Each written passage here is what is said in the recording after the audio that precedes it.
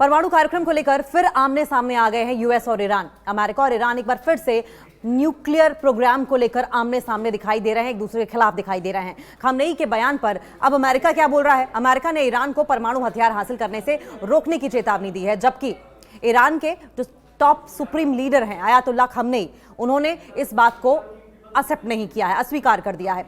America Iran को आतंकवाद का प्रायोजक कहता है कि ईरान जो है वो टेररिज्म को स्पॉन्सर करता है। वहीं खामनेई ने अमेरिका पर सॉफ्ट वॉर और गजा में युद्ध अपराधों का, वॉर क्राइम्स का आरोप लगाया है कि अमेरिका बार बार वॉर क्राइम्स को अंजाम दे रहा है गजा के अंदर। एक बार फिर से न्यूक्लियर प्रोग्राम को लेकर ईरान और अमेरिका आमने सामने आते हुए दिखाई दे रहे हैं, जहां ईरान न्यूक्लियर पावर हासिल करना चाहता है और इस बीच एक बार फिर अमेरिका ने यह कह दिया है कि वो तेहरान को परमाणु हथियार, न्यूक्लियर वेपन्स रखने की परमिशन नहीं देगा।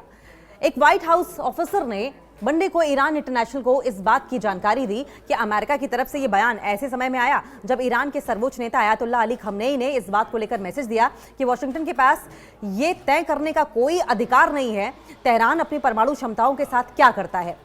यूएस ने परमाणु कार्यक्रम को लेकर क्या कहा है, यह भी जानना जरूरी है। व्हाइट हाउस के ऑफिसर ने खामनेई के स्टेटमेंट पर रिएक्शन देते हुए कहा कि राष्ट्रपति ट्रंप हमेशा से बहुत क्लियर रहे हैं, दुनिया के नंबर 1 आतंकवाद प्रायोजक राज्य को कभी भी परमाणु हथियार रखने की अनुमति नहीं दी जा सकती। और जब वॉशिंगटन की ओर से कोई अधिकारी यह कहता है कि दुनिया के नंबर 1 आतंकवाद प्रायोजक राज्य को, और वो ईरान का जिक्र करता है, ईरान के कॉन्टेक्स्ट में कहता है, तो जिसका साफ मतलब यह है कि अमेरिका के अधिकारी द्वारा ईरान को आतंकवादी देश करार दिया जा रहा है और कहा जा रहा है कि हम इनको न्यूक्लियर वेपन्स नहीं रखने देंगे। खामनेई के चुनौतीपूर्ण बयान के जवाब में जब खामनेई ने इस तरीके से एक चैलेंजिंग बयानबाजी की, तब व्हाइट हाउस के इस ऑफिसर ने ईरान इंटरनेशनल को बताया कि जैसा कि राष्ट्रपति ने कहा, राष्ट्रपति कौन? डोनाल्ड ट्रंप, ईरान के लिए भी जिसका शासन मिडिल ईस्ट में बहुत से मौतों का कारण रहा है, अब अमेरिका के अधिकारी बार बार ईरान को यह कह रहे हैं कि मिडिल ईस्ट में न जाने कितनी ही मौतें हुई हैं और उनका जिम्मेदार ईरान है। दोस्ती और सहयोग का हाथ हमेशा खुला हुआ है हमारी तरफ से। ऑफिसर ने यह भी कहा कि ट्रंप के हालिया इजरायली संसद में भाषण का हवाला देते हुए इस रीजन के सबसे बड़ा लाभ यह होगा कि ईरान के नेता आतंकवादियों का समर्थन छोड़ दें और इजराइल के अस्तित्व के अधिकार को मान्यता दें। खामनेई ने यूएस पर भी निशाना साधा। मंडे को सुबह अपने स्टेटमेंट में 86 वर्षीय खामनेई ने कहा कि अमेरिका किसी देश को यह तय करने का अधिकार नहीं रखता है कि उसके पास न्यूक्लियर वेपन्स होने चाहिए या नहीं होने चाहिए, न्यूक्लियर प्रोग्राम होना चाहिए या नहीं होना चाहिए। उन्होंने कहा कि ईरान के पास परमाणु सुविधाएं हैं या नहीं, इससे अमेरिका का क्या लेना देना। यह हस्तक्षेप गलत है, ये जो इंटरफेरेंस है ये पूरी तरीके से अनुचित है, गलत है और प्रेशर बनाने वाली बात है।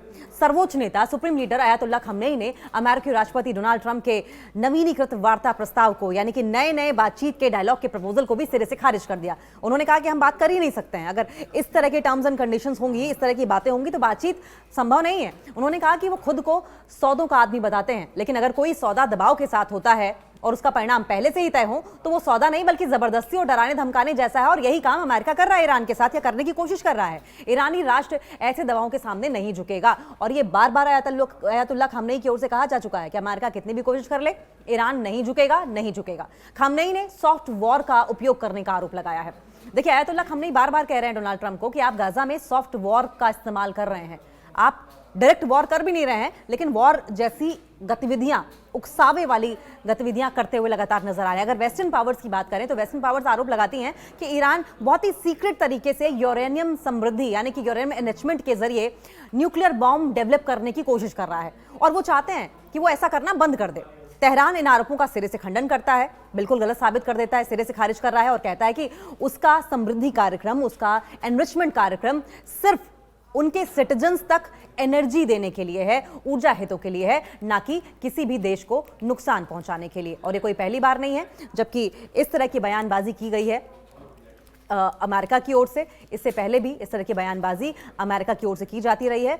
एक बार फिर से ईरान ने इस बात को दोहराया है और कहा है कि उसका समृद्धि प्रोग्राम, यानी कि उसका एनरिचमेंट प्रोग्राम सिर्फ नागरिक ऊर्जा के हितों के लिए है, ना कि हथियार बनाने के लिए। खामनेई ने दावा किया कि ईरान एक सॉफ्ट वॉर, यानी कि एक नरम युद्ध का तरीका कह लीजिए, सॉफ्ट वॉर का सामना कर रहा है। और ट्रंप को ईरानियों का मनोबल तोड़ने की कोशिश करने का आरोप लगाया।